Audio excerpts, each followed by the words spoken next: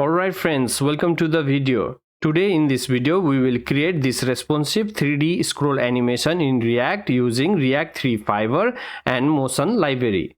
If you are completely new to the web 3D animation, I want to request you to watch my previous video on 3D animation in React. That video is more beginner friendly as I described step by step in detail about creating 3D object in that video. In this video, we will mainly focus on 3D scroll animation, making it responsive so that 3D animation can be mobile friendly. Overall, we will focus on building a whole interactive 3D project. Here you can see what we are going to build today. This is on large size screen and this is in small size screen. Now let's move to the VS Code to code this project. Here I already set up the React project with TypeScript. As always, I also installed Tailwind in the project. TypeScript and Tailwind are optional, so you can set up your project as you like. This will be the starting point of this video tutorial. One thing that I want to mention here is, at the time of recording this video, creating React app with Bit gives us the React 19 version. And the React 3 Fiber library that we need to create 3D model are not compatible with React 19. So I had to downgrade React to version 18. So you need to install the React 3 Fiber and drei library, and please make sure they are compatible with newer version of React. Now in this app component, in this div container, we will add a scene component that will include our 3D model. So let's create scene.tsx file in a component folder. Then we will create a scene function and return a canvas within a div container. The canvas is coming from React 3 Fiber.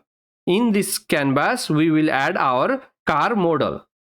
Let's wrap the car model with React suspense to ensure that the app waits until the model is fully loaded before rendering it. Now let's create this car model component. This component will return the mesh, and this mesh will have our car scene. First we need to download the 3D scene. I downloaded the model that I used in this project from Sketchfab website. If you want to use the same model, you can download it from here. Now we can get downloaded scene by using ugltf hook from drei. Just provide a file name here as my model is in public folder. Now save this file. Import car model in scene component and import scene in app component. Our app currently looks something like this in the browser, as our canvas is not taking full height of the scene, so let's fix it. In this canvas wrapper div container, we will add a class name to give it a style of full width and height. Now the canvas looks completely dark because the model is close to the camera and it is covering all the scene. So in the canvas we will add a camera position to move it away from the car model by making z-axis position value equal to 15. Finally we can see the shape of the car, but it is still too dark as we do not have a light in our scene. To add a light within the canvas, we will add environment light from drei library and set its preset value to dawn. Now our scene has a light, but right now we can see the side of the car. However, in the beginning, we want the car front to face the camera so that we can see the front view of the car. So in the car model mesh, we will add a rotation on y-axis equal to mat.pi divided by 2. If you are thinking why math.py divided by 2, then you need to know React 3 Fiber uses radians to define the rotation for objects. According to the mathematician, not according to me, so if it is incorrect, talk with them. 2 pi radians equal to 360 degree, pi radians equal to 180 degree, and pi divided by 2 equals to 90 degree. That means we are rotating mesh 90 degree on y-axis. This car looks little bit off center, so let's fix it by setting position x value to negative 1.3. This looks much better now. After this, I would like to add a scale property to the model so that model do not get caught off on the small screen devices. So we need to get the size of the screen that we can obtain from use 3 hook of React 3 Fiber. This hook also updates the size value on window resize, so we do not have to write extra code for handling that. Now on the mesh we will say scale equal to 1.1 if size.width is greater or equal to 1024, else 0.8. You can use any breakpoint here. I used 1024 to match it to the Tailwind large breakpoint. This makes our model responsive to screen size. Thus our model looks better on both small and large screen. The white background here looks boring, so let's change it. In the main div container, add a class name to give it a style of gradient background and font mono. Now let's add a heading at the top and a paragraph at the bottom. In this app component, we will add a hero section, so let's create this component. This hero section will return a div container with a h1 heading and a paragraph in it. You can give your own style to h1 and p tag. I am just trying to make the project look decent visually. Also make sure to add full screen height to container div. And then import home section in the app.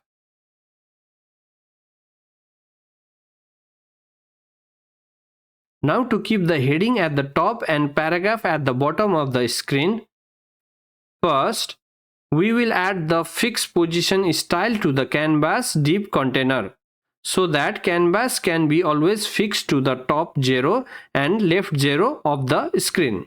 And at the hero section component div container, we will add a class name flex and flex col. Then to push the paragraph to the bottom, we need to add a margin top auto style to p tag. And this is how it looks in the browser. For the scroll animation, now we need to add some scroll space in the page, so let's do it. In this app component, below this hero section, we will add a self-closing div and give it a height of 400 dph. Now that we can scroll the page, we can add some animation to our model while scrolling. But first, it feels like hero section is moving too fast, which does not look nice. So let's slow it down. So here in hero section, we will wrap all of this with another div container. This div will be 200 dph of height. And in its child div, we will add a style of position sticky, top 0. This way, hero section will stay on screen twice longer than before. This also creates a setup where we can track the scroll Y progress of parent div to animate the heading and the paragraph of hero section on scroll. If you want to do that, please go ahead. However, I will not do that as I do not want to make the video longer, and also I don't want to go off track from our project goal. Now let's add the animation to this car 3D model on scroll. To add animation, we need to set up few more things in the car model component. First of all, we need to get scroll position. So we will install a library called motion, also used to known as framer motion. Once the motion is installed in the project, We can get the scroll Y progress from use scroll hook of motion. Right now scroll Y progress value is between 0 to 1 depending upon the scroll position of whole page. And this is fine for us as we will animate the car model from the top to bottom of the page. Now we need to target this mesh for the animation. So here we will say ref equal to target ref. Then we need to create the target ref using useRef hook. Import useRef from React and mesh type from 3. The final setup will be adding the useFrame hook from React 3 Fiber. For error handling, we will say if target ref.current is null, just return. Now on our target mesh, we will add a rotation on x-axis. To add a rotation value, we will use the useTransform hook of motion library. We will convert scroll Y progress value from 0 to 1/5 to our desired rotation value. And this 1/5 means we scroll 1/5 of the page. If you see in the app component, we have 400 dBH of height here. And this hero section is 200 dBH of height. In total, the page is 600 dBH of height. This means we have 500 dBH of scrollable height as 100 dBH is already on view without scrolling. This is very useful for us to understand what section of page we are in while writing the animation code. If you did not understand the concept I just explained, I have other videos that focus on scroll animation which explains this concept in more detail. Please check that videos. So back here I will create one const variable screen equal to 5. Now we will replace this with screen. In this range of scroll Y progress value, we want to rotate mesh on x-axis from 0 to mat.pi divided by 2. I see here exclamation mark that we do not need, so let me remove it. Now for the rotation x value, we can say rotation x.get. If we now scroll up to 1/5 of the page, we will see animation of car rotation on x-axis. From the front view, car size looks fine, but after rotation, when the car is on the top view, its size feels little bigger compared to the screen height. So let's move the camera little away from the model within the same scroll position. Currently, the camera has Z position equal to 15. To change that position, we will create a new motion value camera Z using useTransform hook that converts the scroll Y progress value range from 0 to 1/5 to range 15 to 19. Then in useFrame hook, we will set the camera position Z value equal to camera Z.get. And we can get access to the camera from here like this. Now our model fit in the screen perfectly. From screen 1 to screen 2, we will rotate the mesh on y-axis. So let me copy this and paste it here. This will be rotation Y. From 1 per screen to 2 per screen, we want y-axis rotation value to be from mat.pi divided by 2 to 0. In useFrame hook, copy and paste this line of code and change x to y. From this position, if we scroll more now, we can see this rotation animation. But our scroll is not that smooth, so our animation does not look good. So to make it scroll smoothly, we will install a library called lenis. After installation complete, we will wrap the main div container of app component with React lenis. Import it from lenis and add root to it. This will make scrolling of the page smooth and our animation looks great now. Again in rotation X, from screen number 2 to 3, we want to rotate mesh from mat.pi divided by 2 to 0. This is the result. Again in the rotation X up to 4.5 screen, we want the rotation of mat.pi divided by 4. I added 4.5 per screen because I want the mesh to be still rotating until the bottom content appears in the view. In the rotation Y from the third to 4.5 screen, we want to rotate it from 0 to mat.pi divided by 4. Here is the result. At the end of the scroll, at this final screen, we want to add some content. So let's add it. Here in the app component, to keep the same height of the page, let's reduce this div height to 300 dbh. Below here, we will add another div. Within this div, we add h1 and p tag. This content will be on the right side on the larger screen and it will be on the bottom in the small size screen. You can style it as you like to get that result. If you need help, you can copy the classes that I used here. Still, if you have any doubts, please leave a question in a comment. I will be more than happy to answer.